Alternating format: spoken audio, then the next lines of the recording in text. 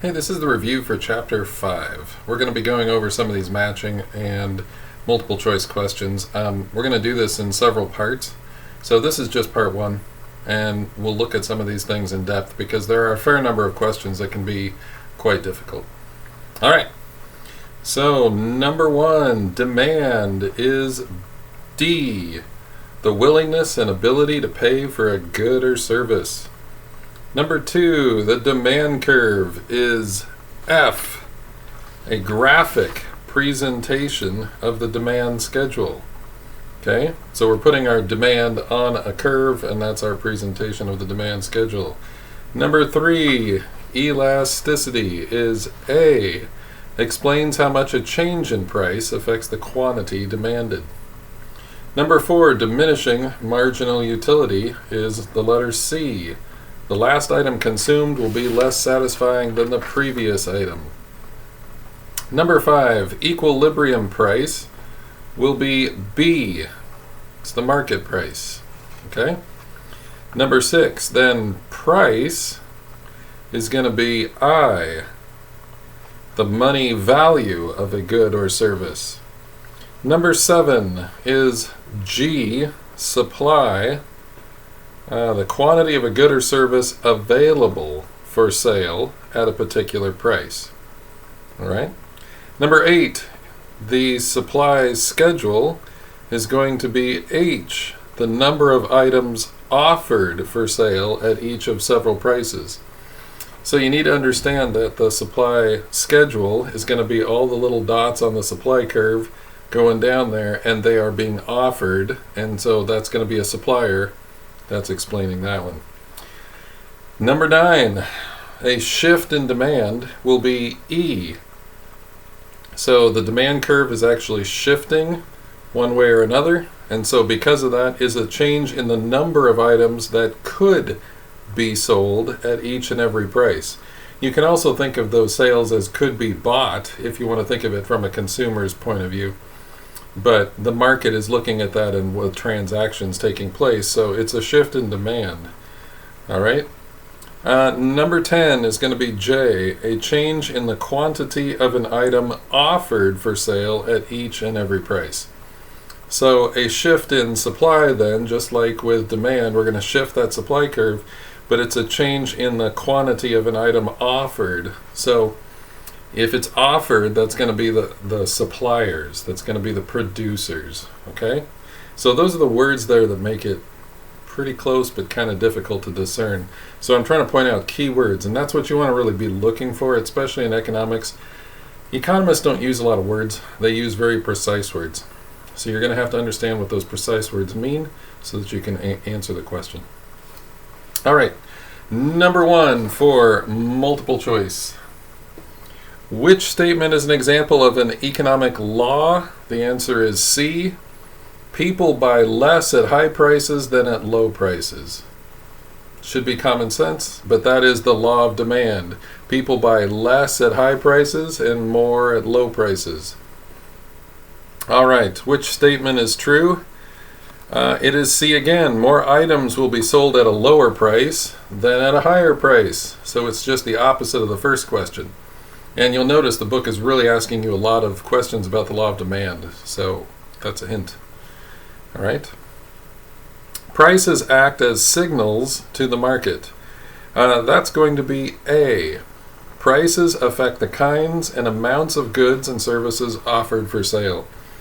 We're going to look at that concept. The whole of Chapter 6 is about that concept, the functioning of price system. All right. When demand for lumber increases, so does demand for nails. When demand for lumber decreases, there's a decrease in the demand for nails.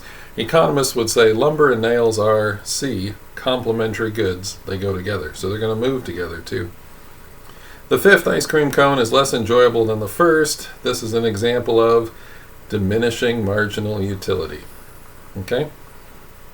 So we're going to do that a lot in this class, is that as we move forward, we're also going to circle back to concepts that we've had before. As we move forward, we're going to circle back to those.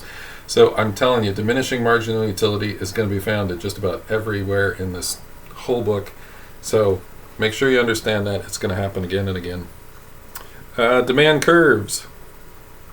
Demand curves are showing what consumers are willing to buy more, or that they are willing to buy more at lower prices. So number 6 there, yep, that's A.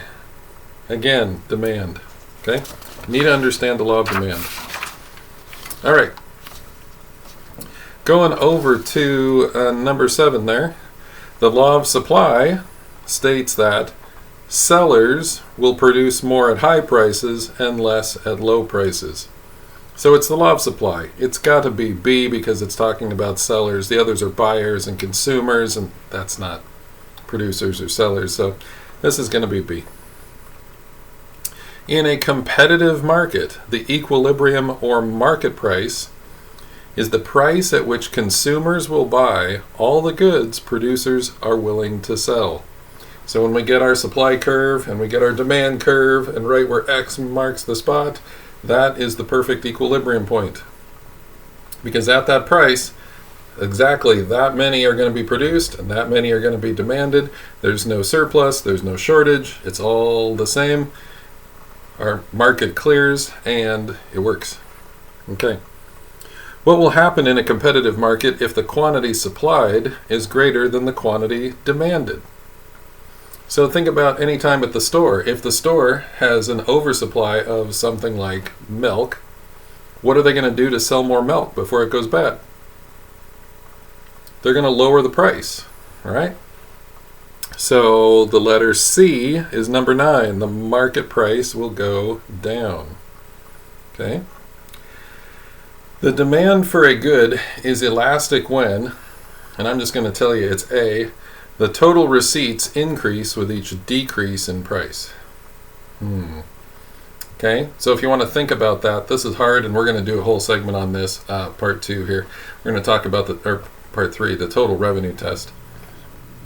So receipts mean sales. Now, when you think of a transaction, most of the time you're a consumer, so you're thinking like receipts are bad because it's pulling money out of your pocket. But if you think like a producer, receipts are sales. Every time you hand someone a receipt, they're handing you money, and so you're bringing that money in. So total receipts increase, I'm selling more stuff, if I lower the price. That's the law of demand. If I lower the price, people will buy more of those things. Okay? So that means that good is elastic. Which of the following would tend to have an inelastic demand curve? Well, I think I did something on the board over here in a video about elasticity. You need to remember that it's going to be necessities, okay? So necessities are almost always inelastic. They have that straight up and down, nearly straight up and down demand curve. As a result of an increase in price, total sales of a product increased by $1,000. So you got to remember the law of demand says people buy less at high prices. They really stop buying as many, but that's when it's elastic. If it's an inelastic demand curve, you can raise the price a lot. People will buy very little. They'll just keep buying the same amount and they'll hardly decrease what they're buying, and you can make a lot of money. So if you have an inelastic product, what that's telling you is to jack up the price. Okay? And no matter how much people call you greedy, it's what you're supposed to do. All right. We'll talk more about them in Chapter 7, because usually they become managed by the government, because that's what people do. They just jack up the price. All right. The price of each of the following was reduced by 20%. So what this is asking you is, if you got a bunch of things that are inelastic or elastic, if you reduce the price 20%, the most elastic things will have a ton of sales. All right? Inelastic things won't change. So one of these things is not like the other. Which is likely to show the greatest increase in demand if you lower the price? Is what it's asking you is which of these is the most elastic. And it turns out it's going to be C, restaurant meals. All right. Easy one. Typical demand curve slopes downward from left to right. So 14 should be A. There it is. 15. All else remaining equal, an increase in demand will result in a higher market price. If people demand more, the demand curve shifts upwards. You're going to have a higher market price no matter what people buy. So it's going to be a higher price at each and every price. Number 16, when an item becomes scarce, its price rises, and as a result, fewer people buy it. Okay, 16 is A. It demonstrates the rationing effect of prices. The problem with this one is a lot of students don't understand what rationing is. So you have to go back in your history classes to something called ration cards. Back in World War II, we didn't have enough food to feed the people and to feed the troops. So people were rationing their food. You got like 2 gallons of milk per week and that's it. So it didn't matter how much money you had, you just got a little card and it said this is your limit for meat, wheat, bread, all this kind of stuff. And things were rationed out. Well, what's interesting is that prices ration goods. So if the price goes up, like when a hurricane hits, the South and destroys a bunch of houses, the price of lumber goes up all across the country. So in order to get that lumber, you really got to want it because you're really willing to pay a lot of money for it. So people in the Dalles will say, I'll forego building my doghouse, chicken coop, adding onto my house because look, the price of lumber is so high. But people in Louisiana say, send that lumber to us. And sure enough, the producers, because they're motivated by profits, they send all their lumber to Louisiana so that they can fix up those homes. So it's the rationing effect of prices. Prices determine who actually wants it the most. It's saying, okay, if this price goes up, do you really want it? Because it's going to cost you. And it's telling you, hey, this is really important to someone because they're willing to pay that higher price. Okay, so that's the rationing effect of prices. It determines who gets what because the prices in their change will tell you whether this is a high demand or low demand good. All right. Alfred Marshall, number 17, explained economic events in terms of D, the interaction of supply and demand. So you can thank our Alfred Marshall for this. We'll go over his stuff here in a little bit. Okay, so he's the one that invented these supply and demand curves. All right, that's it for part 1. Let's see if you have any questions.